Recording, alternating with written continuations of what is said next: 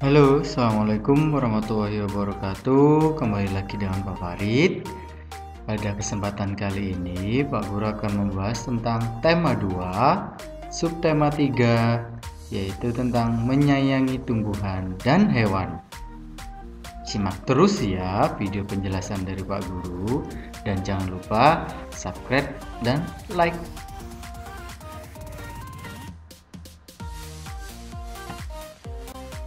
Oke, pada kesempatan kali ini Pak Guru akan membahas yang namanya, bisa kalian lihat di layar, di situ ada anak yang sedang, ya betul, wawancara. Ada yang sudah tahu wawancara itu apa? Kalau belum tahu, simak ya penjelasan dari Pak Guru. Wawancara. Wawancara merupakan percakapan antara dua orang atau lebih dan berlangsung antara narasumber dan pewawancara. Sedangkan tujuan dari wawancara adalah untuk mendapatkan informasi yang tepat dari narasumber yang terpercaya.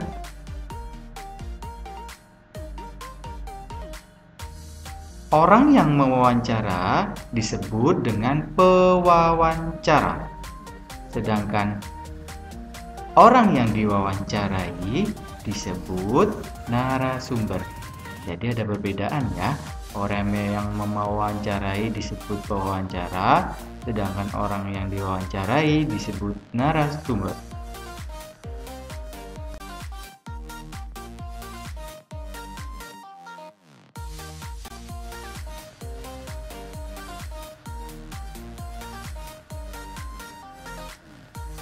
Oke, selanjutnya adalah hal-hal yang perlu kalian perhatikan sebelum melakukan wawancara.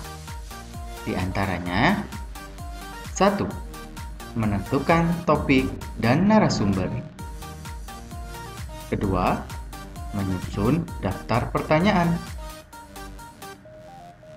Dan yang ketiga adalah mencatat hasil wawancara. Kemudian bisa kalian lihat di layar, berikut adalah susunan hasil wawancara.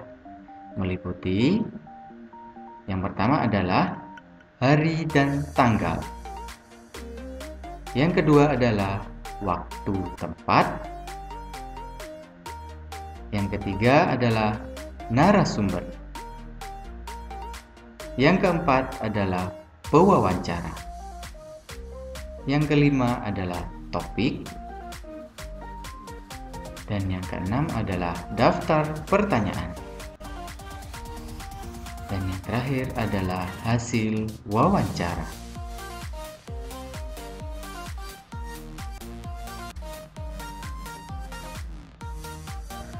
Selanjutnya adalah fungsi penggunaan kata tanya.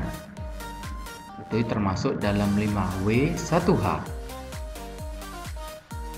Fungsi penggunaan kata tanya atau yang biasa disebut 5W1H merupakan unsur-unsur terbentuknya suatu berita, teks laporan atau naskah. 5W1H berisi kata tanya yang digunakan untuk mendasari terbentuknya suatu peristiwa atau kalimat narasi. Yang pertama adalah what, atau dalam bahasa Indonesianya adalah apa. Berfungsi untuk menanyakan peristiwa yang sedang terjadi. Peristiwa apa seperti seumpamanya contoh peristiwa tentang kebakaran atau banjir dan lain sebagainya. Kemudian yang kedua adalah who, atau dalam bahasa Indonesianya adalah siapa. Berfungsi untuk menanyakan siapa yang terlibat dalam peristiwa tersebut. Semuanya contoh ketika ada peristiwa banjir, di situ yang terlibat ada siapa saja, ada warga dan lain-lain. Dan yang ketiga adalah when, atau dalam bahasa Indonesianya adalah kapan.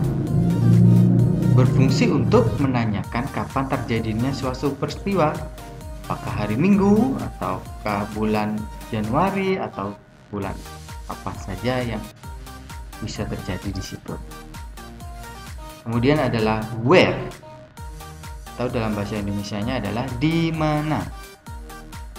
Di sini berfungsi untuk menanyakan di mana peristiwa tersebut terjadi, apakah ada di Jawa Timur, atau di Jawa Tengah, atau juga bisa di Jawa Barat. Dan yang kelima adalah why. Dalam bahasa Indonesianya adalah kenapa. Kenapa di sini berfungsi untuk menanyakan kenapa peristiwa tersebut terjadi, apakah penyebab peristiwa banjir itu terjadi, dan lain-lain. Dan yang terakhir adalah how, atau bagaimana. Berfungsi untuk menanyakan bagaimana suatu peristiwa tersebut terjadi. Nah, berikut adalah fungsi penggunaan kata tanya atau biasa disebut 5W1H, yaitu what, who, when, where, why, how. Atau biasanya disebut dengan apa, siapa, kapan, di mana, kenapa, dan bagaimana.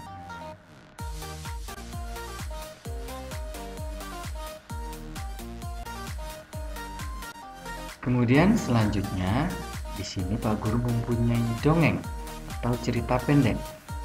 Bisa kalian simak dan kalian dengarkan ya. Cerita ini berjudul Kelinci Kesayangan Dayu. Di sini Dayu mempunyai peliharaan kelinci. Dayu senang memelihara kelinci.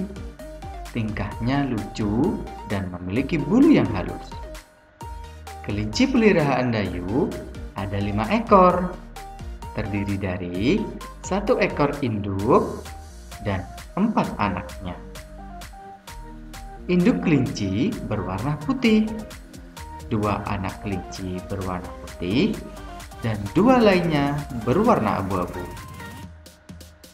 Dayu menyiapkan kandang yang nyaman untuk kelinci kesayangannya.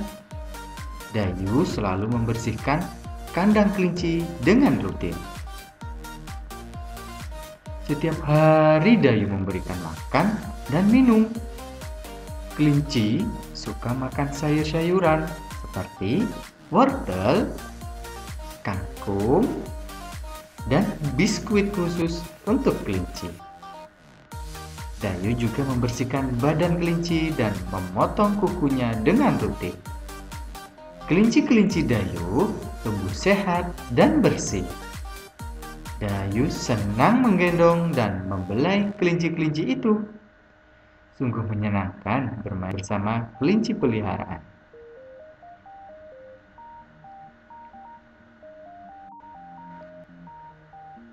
Berdasarkan cerita yang Pak Guru baca tadi, atau yang kalian simak tadi, yaitu berjudul Kelinci Peliharaan Dayu, berikut Pak Guru mempunyai jawablah pertanyaan di bawah ini sesuai teks yang kamu baca. Yang pertama adalah, apa yang dilakukan Dayu? Tadi Dayu ngapain ya? Oke, jawabannya adalah Dayu senang memelihara kelinci, atau Dayu suka memelihara kelinci. Pertanyaan kedua, siapa ya yang senang memelihara kelinci tadi? Ada yang tahu? Iya, betul. Adalah Dayu. Dan yang ketiga, berapa banyak kelinci yang dipelihara Dayu? Ada yang tahu tadi berapa Dayu memelihara kelincinya? Iya, betul. Ada 5. Dayu ada 5 ekor, terdiri dari 1 ekor induk dan 4 anaknya. Kemudian yang nomor 4 adalah, apa saja makanan yang disukai kelinci? Tadi kelinci suka makan apa ya? Oh iya, kelinci suka makan sayur-sayuran. Seperti apa? Wortel, kangkung, dan biskuit khusus kelinci. Kemudian yang terakhir di sini apa pertanyaannya? Bagaimana cara membuat tubuh kelinci tetap bersih? Tadi Dayu membersihkan kelinci bagaimana ya? Oh iya, Dayu juga membersihkan badan kelinci dan memotong kukunya agar badan kelinci selalu bersih.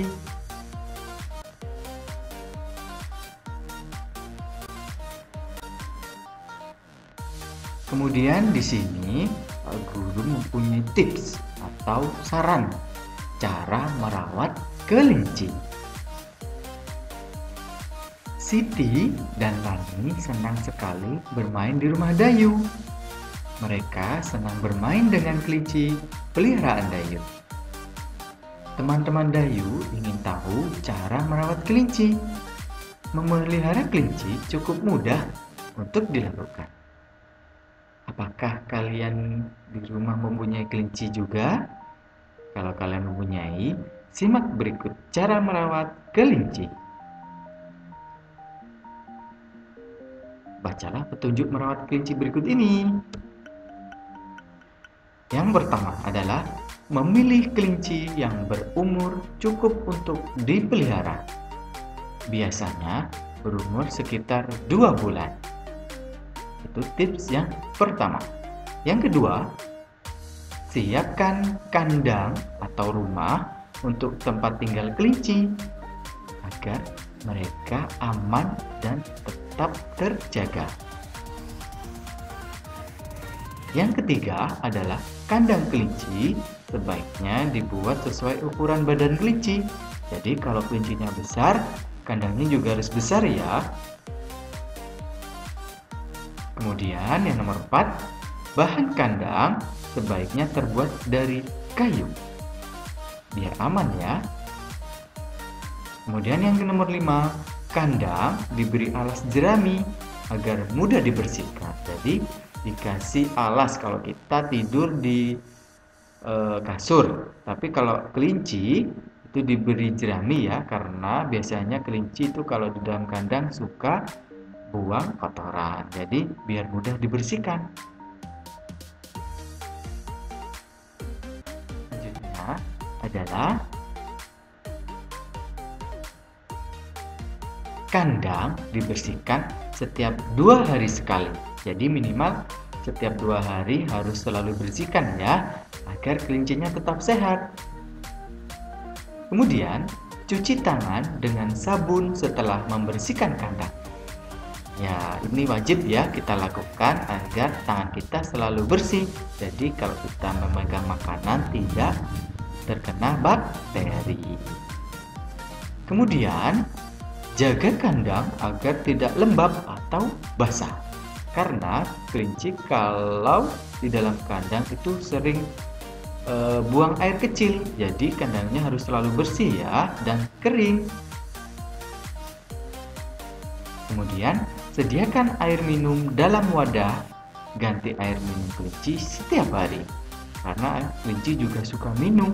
Jadi setiap hari harus kalian isi ya biar tidak haus.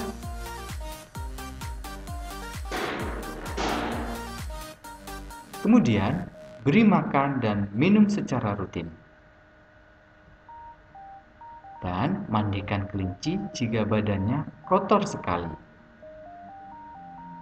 Dan yang terakhir, gunakan air hangat untuk memandikan kelinci.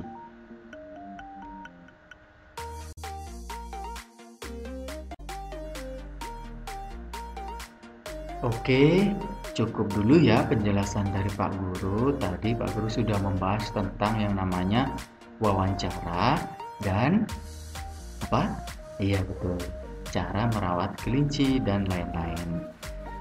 Sekian dulu ya dari Pak Guru tentang membahas tema 2, subtema 3, yaitu menyayangi tumbuhan dan hewan. Simak terus ya video dari Pak Guru. Dan jangan lupa jaga kesehatan dan tetap semangat. Wassalamualaikum warahmatullahi wabarakatuh.